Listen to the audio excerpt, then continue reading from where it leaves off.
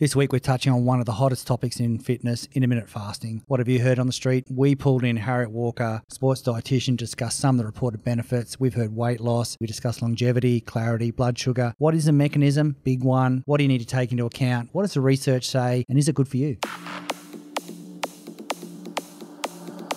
Welcome to the Body Science Podcast, bringing you everything you need, want, and should know about health, fitness, nutrition, and training. As always, the information contained in this podcast is for the information purposes only and is not designed to diagnose or be prescriptive to treat, prevent, or manage any injury, disease, or other health-related condition. All information provided in the podcast is the opinion of the individual and other contributors and does not represent the policy, procedure, or opinion of any other corporate entity or third party. Warning, this Body Science Podcast occasionally contains strong language, which may be unsuitable for children, unusual humour, which may be unsuitable for some adults, and advanced science, which may be unsuitable for bro science majors. Stay tuned. The Body Science Podcast is about to start. This podcast is brought to you by Hydroxy Burn Shred. Increase your energy and ramp up your metabolism before training. Hydroxy Burn Shred combines several carefully selected stimulant agents that have been proven to support fat loss. These key ingredients, with an industry-leading 4-gram serve of acetyl L-carnitine, support the mobilization and utilization of stored fats to be used for energy. Stick to your nutritional plan by incorporating ingredients that may help to contribute to an improved sense of well-being and enhance mood by supporting healthy brain function. Take control of your weight your way with therapeutic ingredients proven to support weight management, fitness goals, along with appetite balancing. Is that time of the day and we podcast. This week I've got the legend Harriet Walker, sports dietitian, with me. Dr. Mac is overseas playing with some of his athletes. And we're going to talk about something really interesting today, something that's very close to every third Instagram post I'm looking at the moment, intermittent fasting. So I've got the guru in. We're going to ask you a few questions. Yep. Fasting, what's the benefits? Types of fasting. Who's it good for? Who's it not good for? And how do I get started? Fantastic. Let's rip in. Thanks for having me. Good to be back. And yeah, so we're going to talk about intermittent fasting. And I always like to start with the background of all these diets because it's good to know where it's come from and where it's going. Yeah, perfect. So I wanted to run over the background. So actually, fasting has got a very long history. It started, like a lot of religions have some element of fasting in it, but the difference is between, I suppose, modern day, weight loss is the big thing that we're looking at, whereas a lot of the religions use it as like a way of, self-restriction and empathizing with people who have less. So it's a really interesting contrast between... So you're saying that the art of dieting goes back to early religion? Well, like Pythagoras, Yep. Pythagoras' theorem. He was an intermittent faster. Did you know that? No, I didn't know that. Madness, smart guy. Oh, no. And one of the world's first doctors was actually also an intermittent faster. And he called it something around, one of the earliest sort of forms of medicine was fasting. And he, this was a long time ago. So it's got some very long background. So we've got things like Roman Catholics, some of the more orthodox religions have got an amount of fasting. So we've got things like Lent. So we've got the 40-day fast there. 40-day. Yeah. Yep. 40-day fasting. So they give up something. But generally speaking, when they're giving up something, there's an intention behind it. Okay. So there's, they're giving up something to make themselves a better person, whatnot. The Mormon religion, there's an element of fasting in there as well. Fasting is one of the pillars of Islam. And so you've got Ramadan, where they're fasting for a very long period of time between sun up and sundown. Okay. So, people are looking at, okay, would they have known that this had some health benefits to it? Or are we actually looking at it as a way of, that sort of, appreciating what you have by going without? Okay. And I think that's a really interesting way to kind of look at it. And there's a lot of other religions that have that sort of aspect, a fasting aspect to it. But it really is very, very different to how we see fasting today, which is what's in it for me. Yeah, exactly. And what is in it for me? Well, fasting is definitely becoming quite topical these days, and there's a few different reasons to it. And evidence is patchy in some areas, and it's quite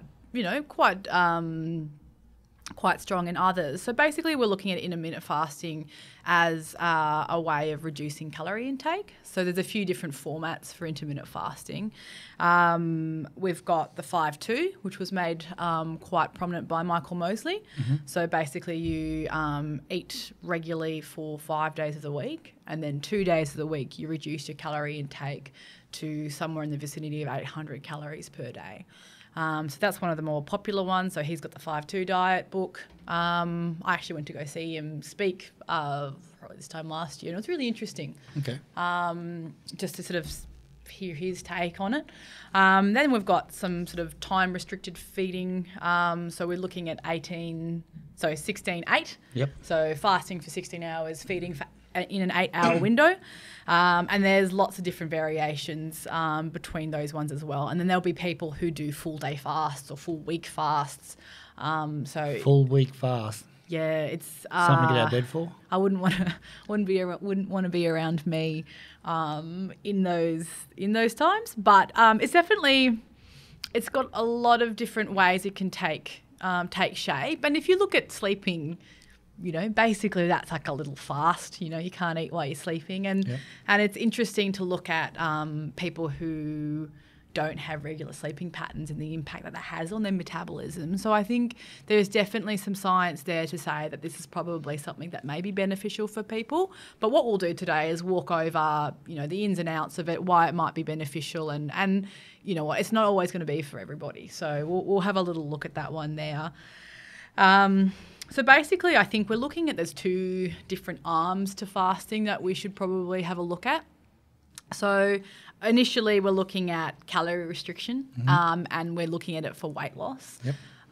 So, by not eating your regular amounts of calories in a day, we're automatically, ticking ourselves along for weight loss. And that's probably being a diet-driven society that we are in. Any way that I can make weight loss easier, but not having to miss out on all the good stuff, most people are pretty open to that. But then the other arm of intermittent fasting really comes down to longevity. And this is probably a lot more sciencey arm of it. And we're looking at the way in which we can prolong life. So we know that, there is oxidative stress associated with eating, the same with, exercising or walking outside into the traffic and inhaling, some of the pollution in the traffic. So there is a oxidative cost to eating, and what we're sort of looking at there is reducing the number of eating occasions actually going to increase our lifespan. And it's a really interesting one. Why did you sort of bring up the topic of intermittent fasting? Well, obviously it's a diet-driven side for me. I mean, longevity is what I'm about. Like I'm grasping anything for a bit of longevity. Yeah, and fasting definitely came across. Like keto came first, and I thought I'd try some fasting. And I was really interested talking about myself was the reduced calorie side of that fasting you talked about in the first arm. I thought, okay, is short eating period, but I found that in the couple of weeks that I have been trying intermittent fasting, I've had no problem keeping my calories up. Yep. Because I tend to use that as an excuse to have fun versus an 8-hour period where I can party like a rock star. Yep. So, but I've had really good results. Like I'm not a massive fan of standing on scales, but when you're trying something out, you definitely stand on scales. And so far they're giving me a better number than what they are when I started, which is a great thing. But the big thing that I get asked by a lot of people when people say, "Oh, what are you doing?" and I try to explain what I'm doing is, "Oh, wouldn't that destroy your metabolism?" And you get that type of thing. You get these people say, "Oh, we've always preached to have 6 meals a day, make them high protein, make them low carb, keep the metabolism going, eat foods that are going to raise your metabolism, like keep protein in your diet." Like, where are we with the big metabolism word when you talk about I love the big metabolism word. It's interesting because, obviously in rat studies, we know. No, God. How closely related are we to rats? No, it's really interesting to when we start looking at the metabolism work, because everyone seems to be really freaked out that the metabolism is going to drop magically. And look, I mean, the term that we're really looking at is adaptive thermogenesis. So we know when people go and lose weight, they are reducing the physical size of their body. Yep. And as a result of that, they actually require less energy. So we do see a slight decline in their metabolic rate, but it's proportional to their body being smaller and requiring less energy. Okay. So people, when we look at metabolic damage, what we're really talking about is that adaptive thermogenesis. And, you know, it's quite interesting to look at how long do you need to be dieting for before you actually start experiencing adaptive thermogenesis and that step down in metabolism. I think it gets sort of thrown out there by people almost too early when they might not be doing so well on the diet, or they might have, you know, dieted down for a comp and ate a lot in the subsequent weeks and months afterwards, and they're kind of looking to anything external to themselves as for the reason as to why it's happening. And that's cool, man. Like, I've been there too. Yep. I've always looked for excuses. But when we're looking at intermittent fasting, you know, generally speaking, they see a little bit of a drop in metabolic rate from a calorie-restricted diet after maybe 3 or 4 weeks. Okay. But we also need to look at, is the intermittent fasting actually completely reducing the number of calories, which is another interesting one. So do we need to actually create a calorie deficit using intermittent fasting in order to get the weight loss? Or is it the fact that we're giving our body and our digestive system a little bit of a break, even if we ate the same amount of calories? And what we're seeing is, you know, like we are seeing some cardiometabolic benefits of fasting. So that's basically looking at like blood lipids, glucose sensitivity, so those factors that are associated with heart disease are actually being improved by reducing total calories. So if we do that using intermittent fasting, great. But we can also do that and get the same sort of similar benefits doing calorie restriction. Yep. So what we're looking at is, with intermittent fasting, does it, reduce your metabolic rate? If you're reducing your calories to an extreme point, it probably would cause some sort of... and what's an extreme point? Like, 50% of calories completely gone. Yep. Okay. I think we know that, that sort of 30% decrease in calories to get weight loss may eventually, cause that little bit of step down because you're losing weight. Yep. It's the extreme sort of 50%, 75% chronically sort of in a chronic deficit that we will see a little bit of that metabolic step down. But we also have a really great study, the Matador study, which we referred to last time we were talking. We touched on intermittent fasting, and it showed that diet breaks are actually a really effective way of allaying some of those side effects that we see with dieting. Do you want to explain what a diet break is? Yeah, so... I think I could be good at it. Yeah, I think everyone could be good at a little diet break. So basically, what we see, there's a hormonal changes associated with calorie restriction. We see a little bit of thyroid function go down. So thyroid is like our thermostat for energy in the body. So our body becomes more efficient at using the little energy that we do have. We also see changes in leptin and ghrelin, which are our, leptin is our I'm satisfied hormone. Yep. Ghrelin is our hungry hippo, as I like to say, our hungry hippo hormone. So we see that. I just think of that old game in the 1990s. But anyway, we do see some changes with dieting to those hormones, along with other ones. So they're the ones that we know have been researched quite well. But they sort of tend to step down a little bit. So we get a little bit more hungry and we get a little bit more efficient at using what we do have when we're dieting. Yep. So a diet break would entail taking, a 2 week on, 2 week off kind of approach where we're in a calorie deficit for, say, 2 weeks. And then we take a small amount of time to come back up to a normal calorie diet and then start again. Okay. So basically it's a little bit of a reprieve. It may Zigzag. Yeah. And you know what? Success is never a linear pattern. And we know that with dieting as well. So people will go really well for the first little bit. Generally speaking, the more weight you have to lose, the better it is initially. It's when we come to those diminishing returns that we do see that, you know, it gets a little bit harder. So we might be throwing in some of that diet break in there.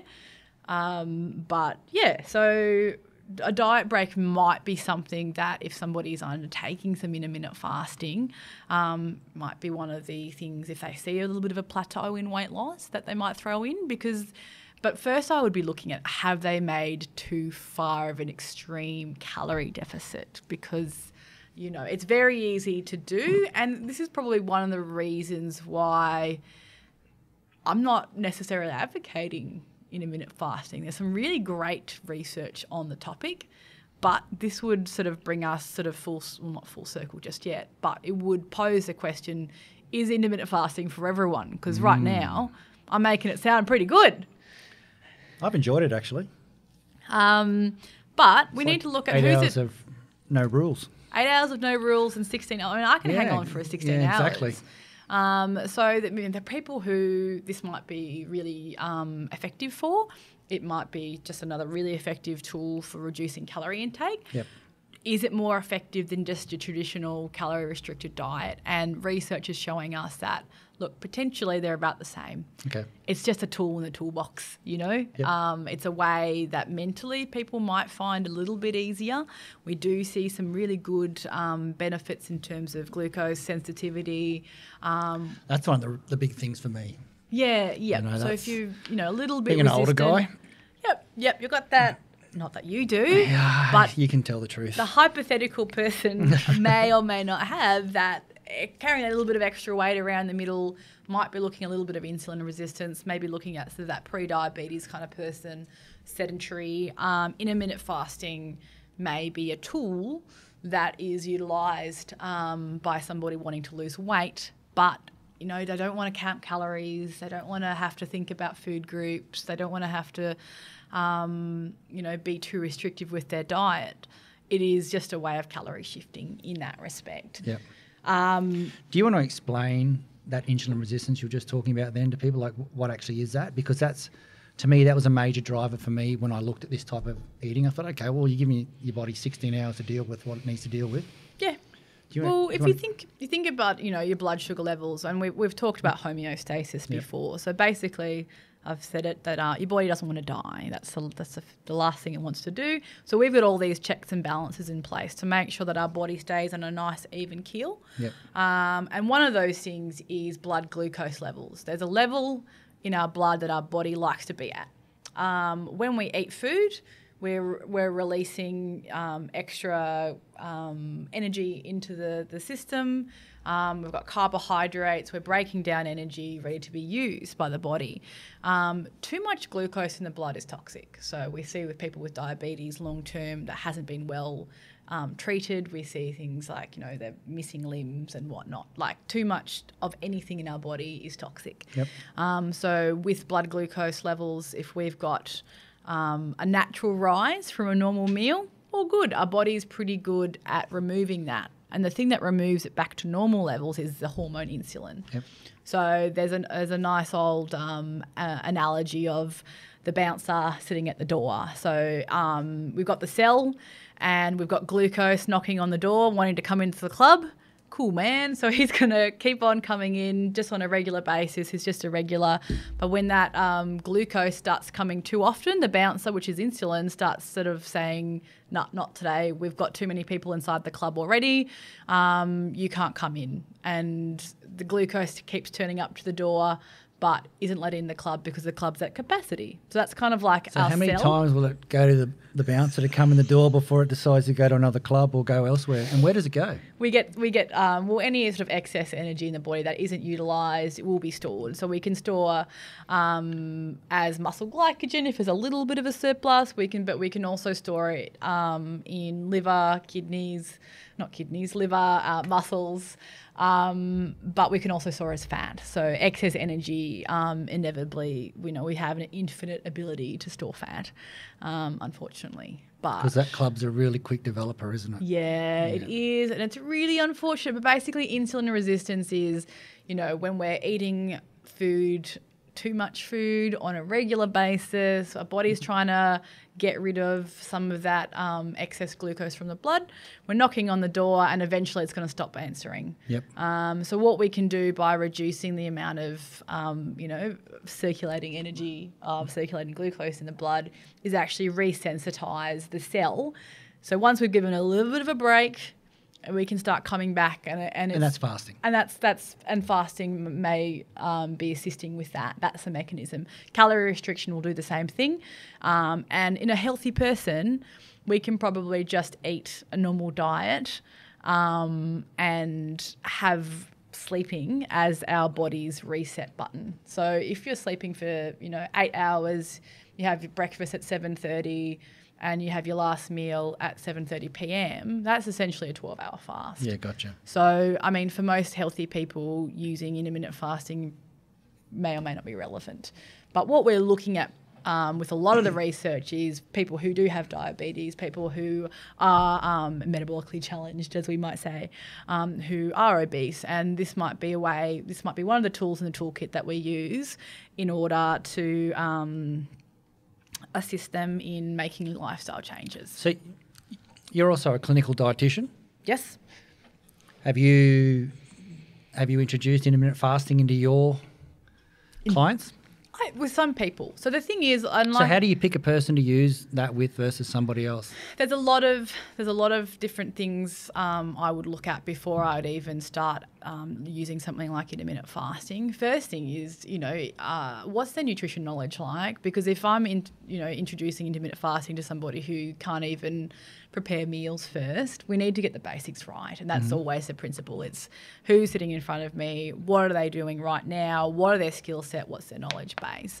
Then I'd be looking at what's their activity levels like, because if I'm reducing the energy intake or the opportunities to eat of, say, like a highly competitive athlete, they might get... Yeah, let's not worry about the athlete. No. They might get body composition, but their performance is going to probably suffer from that. And I don't want to be the one that preaches that. Absolutely not. So what we're looking at is potentially the person who's not all that active, who's not doing too much work, who's not really interested in food all that much, doesn't really care, and who could probably deal with not eating until 12 p.m. In midday. Yep. And there's someone who's not about to. So I see a lot of middle-aged men who are highly stressed jobs. They're sitting at their desk. They probably they're not really interested in food anyway. They'll forget to eat. But the first thing is... Bet they're smashing the coffee though. They are smashing the coffee, and that's another thing that we need to look at is stress load. Yeah. So I assess their stress load as well, because intermittent fasting in itself is a stressor. And if that's the only stressor that you have in your life, then that's fine. But there's lots of different, I assess people's stress loads all the time. So, money, kids, training, low carb diets, all these things are a stress. They add to the load. And if your load is already peak, then we're not going to be looking at getting the fasting into the mix, because that's just going to add a whole nother layer to it. If we've got somebody who's, relatively cruisy life, they just want to lose some kilos, they're not really all that interested in food, they've got no history of eating disorders, which is another big one we can touch on. Restrictive eating behaviours can cause people a lot of distress. But that's the sort of profile of somebody who may or may not be using this, and who I might suggest that, and also people who are just sort of interested in giving it a go. screen them first, make sure that when they are eating in that 8-hour window or that 5-2 on the 5 days, we still doesn't mean we're not looking at the diet quality initially anyway, and we need to make sure that they are eating all the the foods that we know that we should be having, whole grains or lean meats or nut seeds, all those foods that we know that we should probably be eating on a regular basis in the right amounts. We've got to get that diet quality as the overarching theme, but then we might add this in as a tool to help progress if they're having trouble, reducing their portion sizes. This might be an easy way for them to do it without having to think too hard. Okay. Yeah, so that's clinically it's not something I would use every day by no means, and I would be pretty selective with the people that I would use it for, and I would be making sure that they've got those other basics down right first, but I'm not completely opposed to it. I think it can be quite a useful tool, especially for the people who don't really have the capacity to track what they're eating. Yeah. It's an easy rule. I suppose another benefit too is you're not knocking out full food groups like you do with keto or some other type of diet. Yeah, absolutely. And I think, sometimes people like rules. They like to have rules, and knocking out whole food groups is just another way of reducing calories. Yeah. And it's an easy one. I know that I can't have bread. It's an easy rule. It's black and white. And so sometimes when we approach diet with this nuanced approach, it can get really confusing because you're like, okay, you can have a little bit of bread, but you can't have the whole loaf. It's like, well, if I've got the whole loaf of bread in my house, I'm going to eat the whole loaf. I love bread. I don't eat it much though, but I love it. Yeah, it's delicious. Sourdough. Everyone who knows me well knows that sourdough is my jam. But it's interesting because black and white rules really appeal to people because that's all I have to do. It's simple. It's 2 steps, which is why intermittent fasting can be quite appealing to people.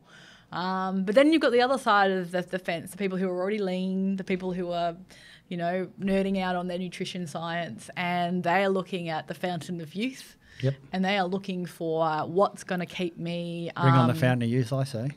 Hell yeah. What's going to keep me alive in the most positive manner for the longest. And that's the other arm of intermittent fasting. So people aren't necessarily looking at it for weight loss. They're looking at it for preserving genetic material, which it gets quite complicated. So basically, we've got our set of genes and how, frequently those specific genes, the cells that they code for, need to be turned over will actually dictate, how long we live for. We've got a finite amount of times that we can replicate our genetic material, and if we can reduce some of the damage being done to that material, we can probably, potentially, be elongating life. And so the theory there is if you're eating all the time, you're damaging all the time. Well, yeah, like we do have a certain amount of naturally occurring oxidative stress that occurs when we eat, and we get sort of a damage to our DNA, and that's essentially what aging is that sort of long-term, cellular damage. And once we get slower and slower at repairing it, which happens with age, we will be eventually just, fall over and die unless something else gets us before. It's pretty grim. But and a little sort of subsect into that sort of area of longevity is making us a little bit more, defensive against stress. Okay. So people, will use fasting as a way of, like, a little bit of fasting is stressful to the body in the same way as exercise is a little bit stressful to the body. Yep. So a little bit of good stress can actually ramp up, our body's defense systems. So the theory is on this aspect is a little bit of good stress from fasting may actually make our sort of body a little bit more resilient to other stresses that we might, where we see energy restriction, might actually make us a little bit better at bouncing back from that stuff as well. So, body of research, there is some more rigorous evidence than others. Generally speaking, though, on the whole, it seems to be a fairly viable tool to use. But I suppose it would be a good question to ask is who it's not good for. Yeah, exactly. So the question that we're really looking at is who is it not good for? And I think that's just as pertinent as who might be looking at using it. Okay, so before you explain why I shouldn't use it, let's throw a few little case studies. And obviously, look, there's a lot more to seeing a dietitian than asking a single question like this, and I get it. So just play with me on this one. Okay. 18-year-old female. Look, we've had this conversation before, and last time I entered the dieting for 18-year-olds with much trepidation. I would say, look, it's not appropriate for somebody at 18 to be looking at restricting for such large periods of time. They're still growing. Yep. We're looking at potentially reducing too far, and also that positive relationship with the diet that we want to be establishing for long-term healthy weight maintenance is probably going to be somewhat impaired by, long periods of fasting. So we know at 18, like, we're still growing, or probably all the way up to 25, males and females have still got some sort of growth happening. Yep. I'm looking at the relationship with food, and I would see this as being something that would potentially turn into restrictive eating patterns as a result if they're trying to lose weight. There's something to be said just for some healthy eating patterns to be established if they do want to be looking at losing weight, but I would really be questioning their motives for coming to me and asking, like, respectfully, I would be questioning their motives as to why they would want to be undertaking intermittent fasting when at 18 or even, early 20s, because I would sooner point them into just some sort of general healthy eating patterns and maybe some extra exercise. Yep. You do see a lot of people in the fitness community who undertake intermittent fasting in the throes of, doing CrossFit or starting a new gym regime, and they're throwing too many things at once and they're probably restricting too far. And that's when it turns from energy restriction into potential starvation. And that's definitely something that you want to be working with a professional for, because, very few people are adept at calculating their energy requirements. We know this just day to day. I see this all the time, like, oh, I'm eating really well. And you're like, no, you're not.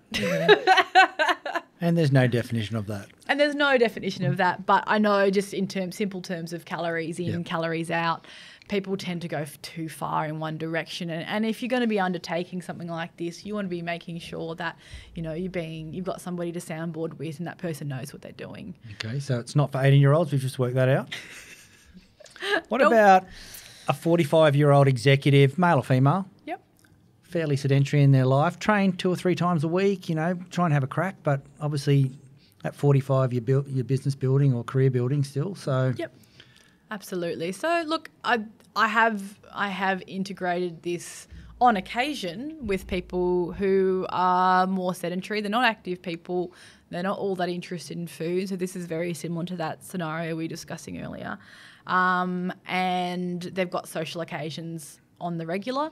So they've got work dinners and whatnot. So this has been something that I've used on occasion with people quite successfully, because it means that they don't have to give up their socials and their potential work engagements. They can plan a little bit of, they might just do an 18-6, 16-8, dyslexic, and just plan those days for when they've got a little bit less on, or they might do it on the weekend.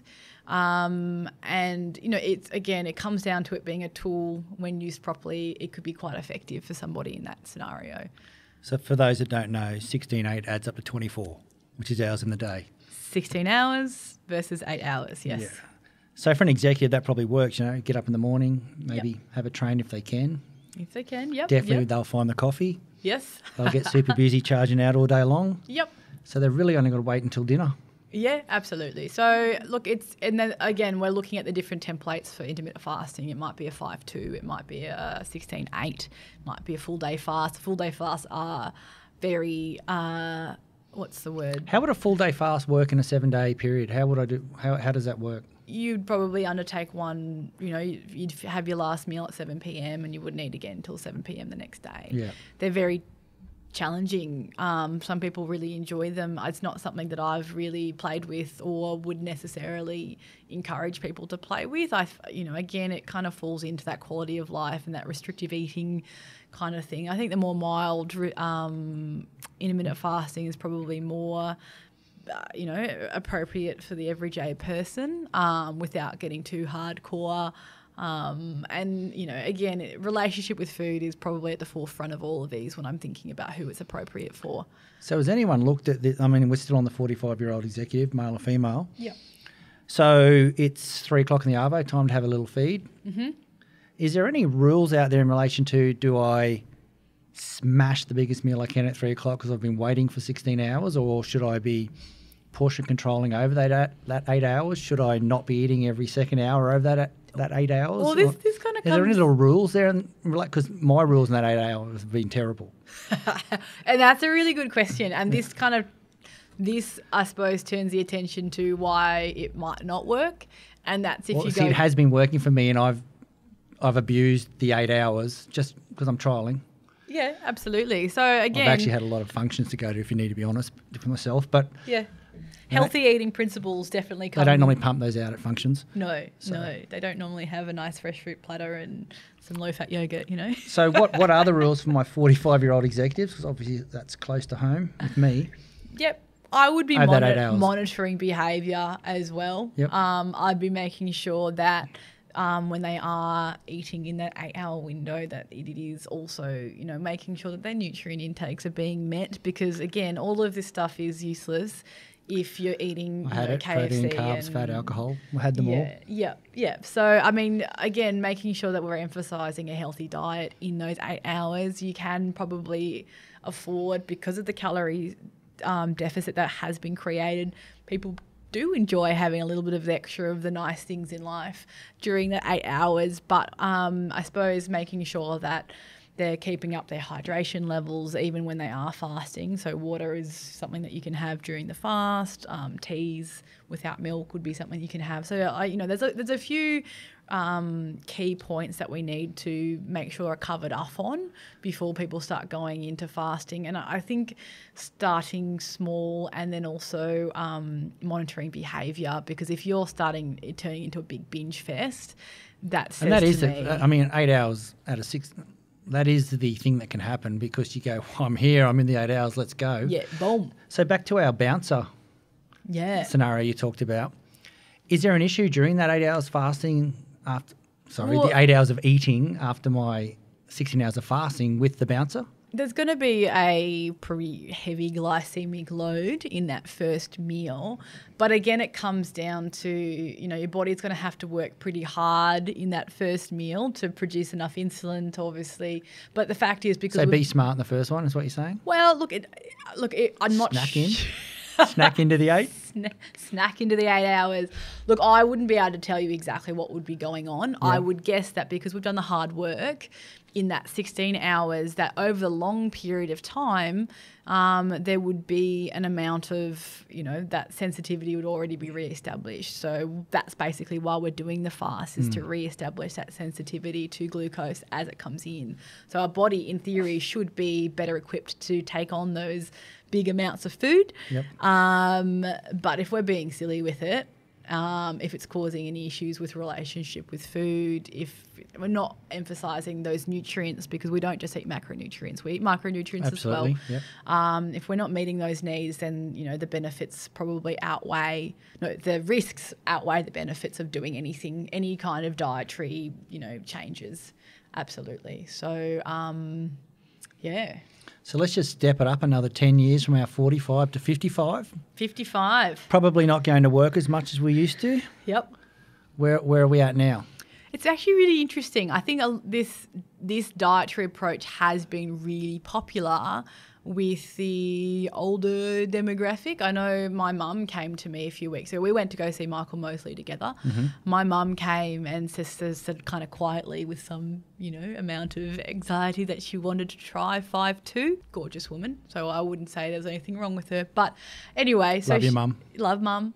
But, she wanted to give it a go and have an experiment. And I think Michael Mosley has spoken to a lot of the older generation with the science that has gone behind his his approach. And a lot So of what buttons is he pushing on the 55 plus category?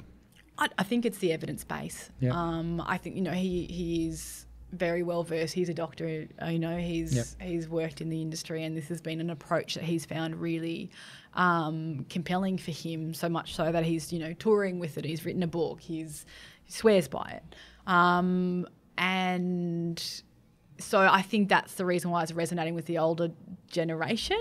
And also it means they're not giving up on their lifestyle, because I don't think you get to 55 and want to have to restrict yourself. I think you want to get to 55 and have a really good time. Yeah. And this approach tends to be able to facilitate a glass of wine and a bit of cheese on a Friday night without sort of too much calorie counting going on. Yeah, gotcha. So I think that's the appeal with that demographic, and with a lot of the other demographics, definitely. I actually got the opportunity to ask Michael Mosley. Everyone put questions in, and I got chosen to go up and ask him who it wasn't for, because this is a question I was really curious about. Yeah. And he said straight out, it's not for everybody. It is a really great tool.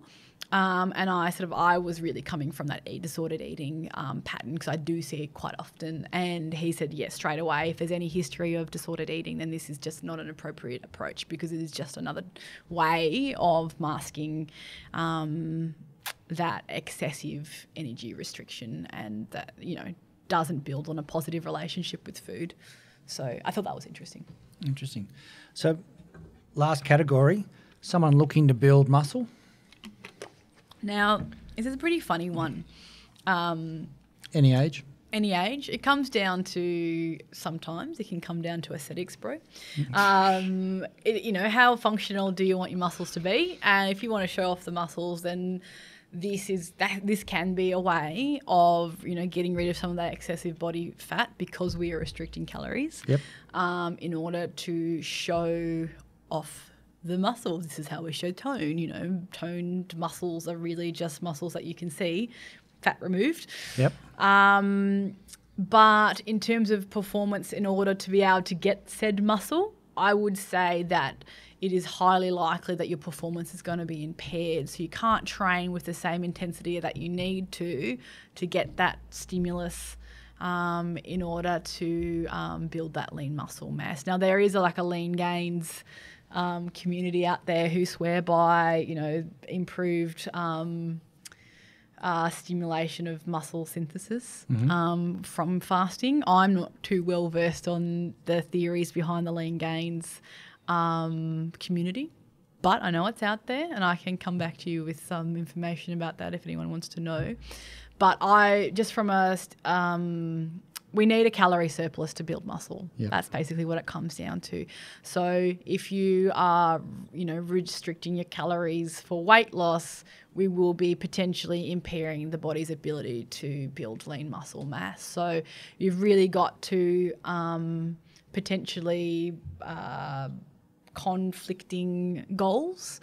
That said, we do know that increasing protein intake in a calorie deficit may assist to maintain and, in some cases, build lean muscle mass. So making sure that we're getting those essential amino acids in during a fast and during the 8-hour eating window, or the days that you are eating normal calories, making sure that you're prioritising protein intake can assist with making sure that you're not losing muscle, and also making sure you've got the stimulus there, which is the weights training.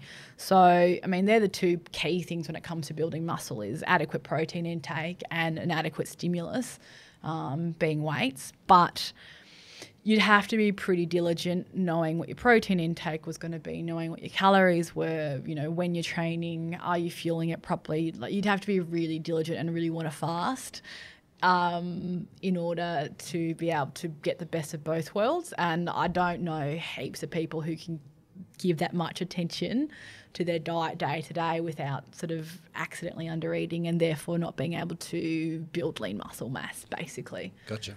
So that's a, short version of the answer. But yeah, so there's really, there are people who it might work for. And I think it's not something that I'll throw off the table completely. It's not something I would prescribe every day to somebody, but definitely after screening and just asking a few questions about their motivations behind why they want to give it a go, what their history is, what their medical history is, all those questions come into play. And then at the end of the day, there's always that overarching banner of diet quality. And then there's compliance. Like if you can't comply with any diet, it's not worth the undertaking, really. Yeah, gotcha. There is some evidence to say that maybe a little bit of intermittent fasting a few times a year, as per, the religious reasons, it actually does have some positive health benefits. It can help reset the body a little bit. So, maybe intermittent fasting might be one of those things where even if you are a little bit inconsistent with it, you might be getting some health benefits, but at the end of the day, consistency is the key when it comes to health and training and weight maintenance and weight loss and all that jazz. So the rounded sort of story of it is it does it fit in with your lifestyle? Does it impair your relationship with food?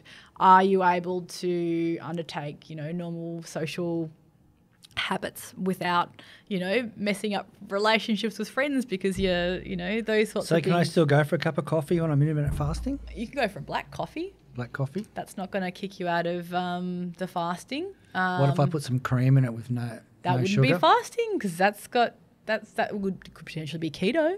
Yeah. But it wouldn't necessarily be fasting. What if I took a pre-workout with no sugar in it? You'd just be pinging.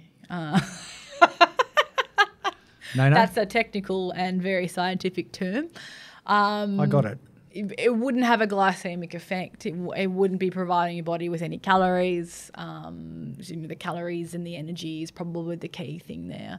And then, some people do protein fasts. So they'll reduce the amount of protein that they're having in their diet in order to help upregulate their cells, ability to regenerate proteins in their body. And that's the longevity side of it as well. Mm-hmm. But it's a topic that has a lot of ins and outs of it. And again, at the end of the day, I'm encouraging people to actually check in with somebody who knows what they're talking about prior to starting it, because there are benefits to it, as we can see through the science, but there's also a lot of pitfalls that potentially you could fall into if you don't go into it being fully armed with the information that you need to know. So apart from harrietwalker.com.au, where do I find a dietitian? So you've got the Dietitians Association of Australia, which is they've got their website, they've got all the registered dietitians on there that we can find, or you can just Google your local area and you'll be able to find some kind of database to be able to find a dietitian. I would say that, look, it's not going to be everyone's cup of tea, and not every dietitian is going to be, across, or not across necessarily, but willing to work with somebody. But I think being able to get some information off them would be important to be able to access that information. And is there any good information out there you recommend we should read? Well, I suppose the Michael Mosley book would be the one that is worth a read. He goes into a fair amount of detail into it. Again, I'm not necessarily condoning intermittent fasting, but I just think, if you're interested in it, any kind of dietary change tends to make people a little bit more diligent with your diet. And if they're interested in changing their diet, then I'm, all for it. If people are going to make positive changes in their life, then, the Michael Mosley one would probably be the best one to kind of go into. That's, arm yourself with research before you go. Choose a select few of people to get your information from, and then just see whether it's something that you might use. But, on the whole, it is just another way of, shifting around calories in order to get those health benefits that we might be after. So just putting you on the spot, because why not? You love putting me on the spot, Greg. We're about 60 minutes in. We may as well. Probably 50 minutes in. So I've gone to harrietwalker.com.au, so you get a free plug. Fantastic. For, the free advice you're about to give. Yep, fantastic. Love it. So I've gone to you and said, look, I really want to get into intermittent fasting. Yep. So you're going to go, okay, how old are you? You're male, you're this, that, how often do you train, blah, blah, blah, all that type of stuff. Yep. So how are you going to program for me Yep. for my 8 hours? and let's just say I'm a nighttime feeder. Yep. I don't want to give up my dinner, but I'm happy to give up my breakfast. Yep. In my 16 hours. So what am I making sure that you're having in those 8 hours? So let's just say 3 o'clock's my magic, let's start the party. Yep. So what are you going to say to me to do? And obviously this is not a clinic and it's not a clinical environment and this is not the be-all answer and I get all that. Yep. But just the basics on Yeah. what you should do. So I suppose what we're looking at is probably 2 meals. Yep, two meals. Okay, well that's a big one because that would whopping meals and maybe some snacks. Yeah. Because I mean, I'm going to be trying to make sure that you are meeting your nutrient requirements in that 8-hour block. Yep. And so I'd probably look at potentially making that first meal a little bit earlier. Like, I mean, you can do 3 p.m. Hopefully, because it is all heading 12-12, isn't it? Is that the way the research is heading? So 12-12, yeah. I mean, look, the numbers are shifting, so it depends on what suits you. But I think you can get some benefits from even a shorter fasting window. But anyway, I would just be making sure that we have figured out a way to make sure that you are getting the micronutrient requirements in those 2 main meals and probably a couple of snacks. And that's the thing. You're going to be pretty full if you're eating 3 and then maybe say, a snack at 5 and then your main meal at 7. That's a lot of eating to do, so you've got to be prepared to do it. that's why I did call it the party 8. The party 8. Yeah. Yep. We want to make sure that your nutrient requirements are being met in that time. So, look, we would start somewhere, but you always have to start somewhere and make sure you adjust your tact, because there's no point in sticking to something hardcore if it's not working for you. So the other day when you were talking to someone, you said have some eggs on toast, cup of coffee, whatever it was. Yep. Are you telling me to have eggs on toast at my first meal of the day? Or If you want to eat eggs on toast, mate. I'm just trying to get a free meal plan out of you here, Harriet. Like, We can what's talk the after. startup?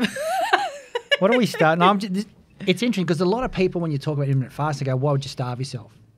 They don't get that you actually eat your calories in 8 hours. Well, I mean, I would take the same approach as what I would with any other meal. I would start with my protein portion and I would make sure that I had a good, 40 grams of protein total on my plate, because again, like I said, we want to make sure that we're meeting our protein target when we're intermittent fasting, regardless, And we don't need to talk about carbs. They come easily. Carbs and fat come so that's easily. the flavour. But again, I'd be using that old plate model that I was discussing last time, but we're probably making it bigger. Yeah. Make sure that I've got a good quality source of protein on my plate. I've got lots of veggies on there, lots of colour, a little bit of fat, and some some good quality carbs on there. So just going for the freebie again. Yeah. If you were doing a meal plan for me that worked on starting in the morning to whatever, the first meal might be, 300 or 400 calories? Yep, potentially. So I'm fasted. I'm doing the 16-8 and I've hit my let's get the 8-hour party going. Yep. Are we still working on a 300 or 400 calorie first meal, or are we talking? Look, I suppose it would be coming down to how much food you can fit into. I don't think there's a magic I haven't eaten for approach. 16 hours. You haven't eaten for 16 hours. I want to ease you into it so you don't go. Yeah, that's what I'm trying to get at. Like, this is the thing that I think people really do want to know about fasting. Is how do I come off it? What that 8 hours? Like, no, see, you're coming off and I'm going into it. Like, it's 8 hours of let's eat for 8 hours.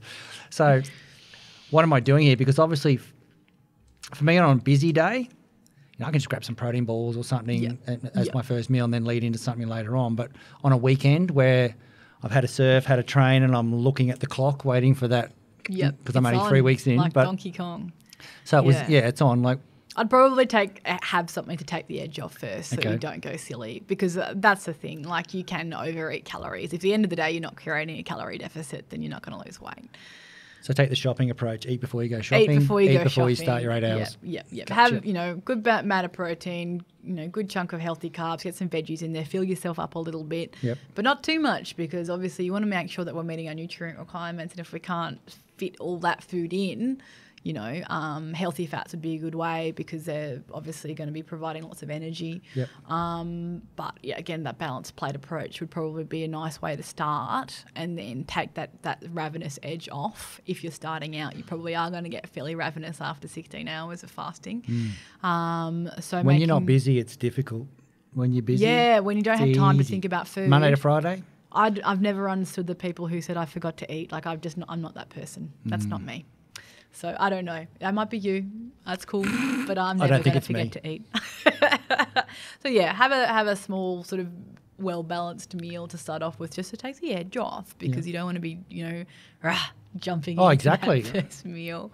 And that, again, it just defeats the purpose, because it's like, yeah, party, but we still need to be, I'm going to be boring. We still need to be a bit sensible about it. Yeah.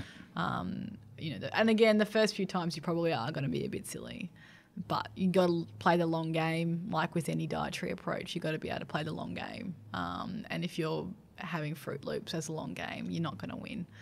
So that's my answer to that. And just to finish off, like that, we've talked 5-2, we've talked intermittent fasting. Yep. Why do some people doing these 7-day fasts and these 14-day fasts? What's the go? Like just as a closer. Just as a closer. Because I don't get it. I don't get it either. I think they're mad. For some people it's self-control, it's that deprivation. They might be doing it to be a little bit stoic, Is it doing anything good for the body? Look, potentially they are letting their body, that we call it autophagy. The cells are required to regenerate themselves by starving it. We might be stimulating a little bit of that cellular regeneration. But I would be curious myself to see whether or not you couldn't do that with a shorter term fast. People get that sort of feeling of clarity when they fast, because they get that sort of heightened sense of alertness. Some people really quite enjoy that, but I'd be pushing to find a really good reason for the general population to be fasting for 7 days. I think it's going to be more stressful on the body than not, in my opinion, and probably people who will argue with me on that one. And I'm sure if anyone has a really compelling reason to fast for 7 days, I'm sure they'll let me know. But I think, on the whole, I don't see any reason. People are doing it for longevity's sake and that cellular regeneration.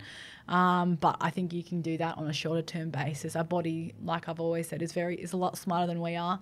And we have cellular mechanisms to make sure that we're clearing out any debris on a regular basis. So, a 7-day fast, if you want to do it for a personal challenge, then hats off to you. Well, game on there. Game on. Don't talk to me after the first 12 hours. Jeez. I'd be in the corner, probably rocking back and forward. Where's my Maccas? Only 6 days to go. So no more silly questions. What are the key takeaways here for intermittent fasting? So I think the first one is that diet quality is going to overrule most. Still matters. Still matters, 100%. Okay. You got to be able to comply with something like this. So you got to really assess whether it's going to suit your lifestyle. Yep. You've got to make sure if you want to experiment with something like intermittent fasting that you go in understanding what you need to do, that we're making sure that we're meeting our micronutrient needs, and that we're also assessing along the way to making sure that it's still an appropriate, approach for you. It's not the be all end all. It is a tool that we might use to reduce calorie intake, but a traditional reduced caloric diet is going to be just as effective. So really it comes down to who you are and what you like doing, and if it's something that works for you, then there may be some health benefits, but always circling back and assessing if it's still suiting you. It's when we get tied up with diet dogma and we hold on to things with two hands. Diet dogma, I like that. Yeah, when we hold on to things with two hands and aren't willing to let go. Account. Harriet understood diet dogma. I think people just think I'm a dog trainer or something. When we got to be flexible with the approach, and also how quickly we let go of an approach if it's not working. And that's principle with life, really. There's no point in calling yourself an intermittent faster and really tying yourself to the identity of it if it's not working for you. Join that tribe. Yeah, join the tribe. It's just another tribe potentially. Yep. But if you're working with somebody and it works for you, and you're testing and you're seeing some positive results, and we're looking at fasting blood glucose levels and big one.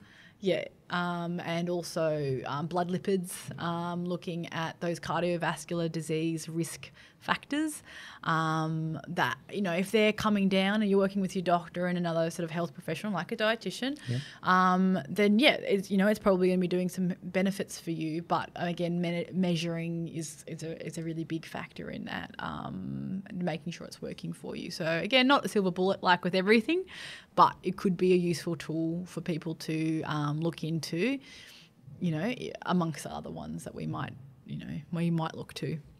Perfect. Well, Harriet, thanks for joining us. That's Intermittent Fasting 101, plus a little bit extra there. Rock and roll. Thanks for having me once again. No worries. Enjoy. Catch you soon. Bye. Today's podcast was brought to you by our partners in Fit, Happy and Healthy, ASN, Nutrition Warehouse, DY Discount Vitamins, Fat Burners Only, Evelyn Faye, Mr. Supplement, or find a retailer online at bodyscience.com.au/retailers.